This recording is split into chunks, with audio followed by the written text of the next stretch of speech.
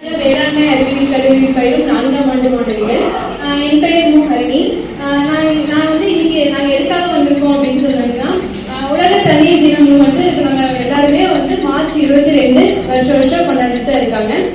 இன்றைய 2025ஆம் ஆண்டுக்கான கருப்பொருள் என்ன அப்படின்னா பனிப்பாறை பாதுகாக்கிறத இதோட கருப்பொருள்னு சொன்னாங்க. நம்ம ஐயாலாம் சொன்ன மாதிரி நீரின்றி அமையாது உலகு அப்படின்னு சொல்றோம். ஆனா எல்லாருமே ஐயா சொன்ன மாதிரி விவசாயிகளுக்கு மட்டும்தான் தண்ணீர் தேவைப்படுது, விவசாயிகளுக்கு மட்டும்தான் அப்படின்னு சொல்லி எல்லாரும் நினைக்கிறாங்க. அதனாலேயே நிறைய பேர் யாருமே நமக்கு என்ன தண்ணி குடிக்கிறதுக்கு இருக்கு, எல்லாத்துக்கும் வருது பைக் திறந்தா அப்படிங்கிற மாதிரி எல்லாரும் இருக்கிறாங்க. ஆனா நம்ம விவசாயிகள் ஒவ்வொரு தடவையும் எப்படி நீர் சேமிக்கிறது, எப்படி என்னென்ன பண்ணலாம், எப்படி பண்ணோம்னா நீர் நம்ம கம்மி பண்ணி யூஸ் பண்ண முடியும் அப்படின்னு எல்லாரும் பார்த்துட்டு இருக்கோம். ஆனா இப்ப எல்லாருமே ஒவ்வொருத்தரும் ஒவ்வொரு தனி மனிதருமே அதுக்கான பொறுப்பெடுத்து நம்ம தண்ணீர் சேமிச்சாதான் நம்ம எல்லாத்துக்குமே பயன்படுத்த முடியும். யாருமே இந்த நீர் இல்லாம இருக்க முடியாது. அதனால எல்லாருமே கண்டிப்பா ஒவ்வொரு ரெஸ்பான்சிபிலிட்டி எடுத்து எல்லாருமே கண்டிப்பா தண்ணீரை நம்ம சேமிக்கணும். இன்னைக்கு இன்றைய கருப்பொருள் பத்தி தான் நம்ம பேச வந்திருக்கோம். நாங்க பனிப்பாறைகளை பாதுகாக்க வழிகள் என்னென்ன அப்படிங்கிறது எங்களுக்கு தெரிஞ்ச விஷயங்கள்ல இதுல சொல்லியிருக்கோம். ஃபர்ஸ்ட் கார்பன் உமிழ்வை குறைதல். அது ஐயா சொன்ன மாதிரி குளோபல் வார்மிங்ல மேஜரா இருக்கிறது கார்பன் டை ஆக்சைடு, இதெல்லாம் தான் மேஜரா இருக்கு.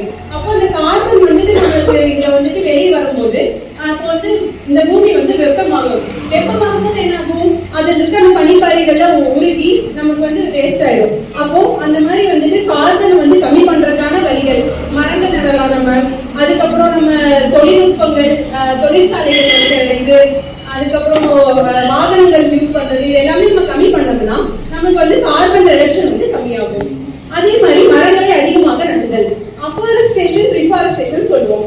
அப்போ நம்ம நார்மலா ஒரு இடத்துல இருந்து செடி நட்டதுல விவசாயமே பண்ணது இல்லை அப்படிங்கும் போது அந்த இடத்துல நம்ம புதுசா மரங்கள் நட்டோம்னா அது அஃபாரஸ்டேஷன் சொல்லுவாங்க. அதே மாதிரி ரிஃபாரஸ்டேஷன் அப்படின்னா ஆல்ரெடி ஒரு இடத்துல நம்ம விவசாயம் பண்ணி அதுக்கப்புறம் அது பாதியில விட்டுட்டு அப்படியே அதை அழிச்சிட்டு நம்ம கொஞ்ச நாள் அப்படியே போட்டு வச்சிருப்போம், தரிசு நிலமா இருக்கும் கொஞ்ச நாளைக்கு. அப்போ அதை மறுபடியும் நம்ம அந்த இடத்துல போய் மரங்கள் நடுறத ரீஃபாரஸ்டேஷன் சொல்லுவோம். இது மாதிரி நம்ம மரங்கள் ஒவ்வொரு இடத்துலயும் நடும்போது ஃபர்ஸ்ட் எல்லாத்துலயும் நம்ம காமனா விவசாயிகளை தவிர வெளியில நம்ம சொல்லும் போது எல்லாரும் அது என்ன மரம் நட்டா யாரும் தண்ணி ஊற்ற மாட்டாங்க, அந்த மாதிரி விட்டுருவாங்க, கண்டுக்க மாட்டாங்க. பெருசா மரம் நட்டமா அவ்வளவுதான் முடிஞ்சு வேலை, அந்த மாதிரி போஸ்ட் போடுறாங்க, அந்த மாதிரி போயிட்டே இருப்பாங்க, அவ்வளவுதான். ஆனா ஒவ்வொரு மரத்தோட பயனும் நம்ம தெரிஞ்சுக்கிட்டாங்கன்னா யாருமே கண்டிப்பா இந்த மரம் நடுறத சாதாரண விஷயமா நினைச்சுக்க மாட்டாங்க. அடுத்து பசுமை எரிசக்தியை பயன்படுத்துதல், யூஸ் கிரீன் எனர்ஜி. அப்படின்னா இப்ப சொன்ன மாதிரி இப்ப நம்ம டெய்லி யூஸ் பண்ற வாகனங்கள் இதெல்லாம் கம்மி பண்ணி நம்ம அதுக்கு பதிலாக இப்போ சோலார் எனர்ஜி யூஸ் பண்ணிட்டு இருக்காங்கல்ல, சூரிய வெப்பத்தை வச்சு யூஸ் பண்றது, இந்த மாதிரி யூஸ் பண்ணோம்னா நமக்கு இந்த கார்பன் எமிஷனா இருந்தாலும் எதா இருந்தாலும் கம்மியாகும். அடுத்து சர்வதேச ஒத்துழைப்பு, இன்டர்நேஷனல் கோஆபரேஷன் அப்படிங்கிறதுனா என்னன்னா இதுல இப்போ பாரிஸ் கிளைமேட் அக்ரிமெண்ட் அந்த மாதிரி அக்ரிமெண்ட்லாம் கொண்டு வந்திருக்காங்க. அது 2015 கொண்டு வந்தாங்க.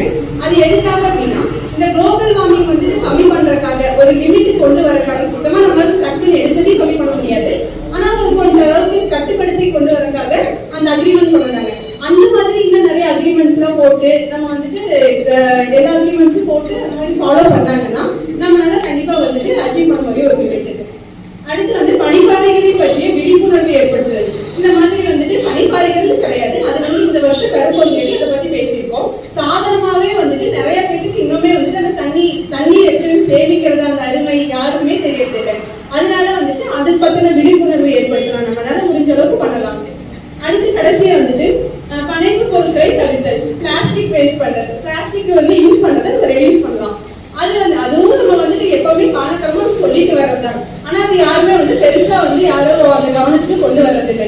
இப்போ பிளாஸ்டிக் நம்ம யூஸ் பண்றதுனால அதை நம்ம மண்ணில போடுறோம், அதை யூஸ் பண்ணிட்டு தூக்கி போடுறோம், எங்க வேணாலும் தூக்கி போடுறோம், டஸ்ட்பின்ல ப்ராப்பரா போடுறதில்லை. அப்போ அப்படி தூக்கி போடும்போது மண்ணில் இருக்க வளங்கள் குறையும், மக்கி பிளாஸ்டிக் மக்கி அதில் இருக்க வளங்கள் குறையும், அப்ப செடியை பாதிக்கும். அடுத்தது யாரை பாதிக்கும், நம்மளதான் பாதிக்க போகுது. அடுத்தது நம்ம செடிக்கு நம்ம தான் உணவுகள் வாங்குறோம். அப்போ அந்த மாதிரி இது ஒரு கண்டினியூஸ் செயினா நம்ம என்ன பண்ணாலுமே அது நம்மளதான் பாதிக்கும் கடைசியில. அதனால இன்னைக்கு இந்த உலக தண்ணீர் தினத்தை முன்னிட்டு நம்ம எல்லாருமே கண்டிப்பா தண்ணீர் கண்டிப்பா சேமிக்கணும். எல்லாத்துக்கும் தெரிவிக்கிற மாதிரி பண்ணணும். எனக்கு இங்கிலீஷ் பேச வாய்ப்பு கொடுத்த அனைவருக்கும் நன்றி.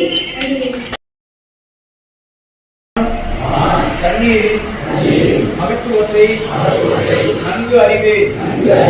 எந்த சூழ்நிலையிலும் நீர்நிலைகளை மாசுபடுத்த மாட்டேன்.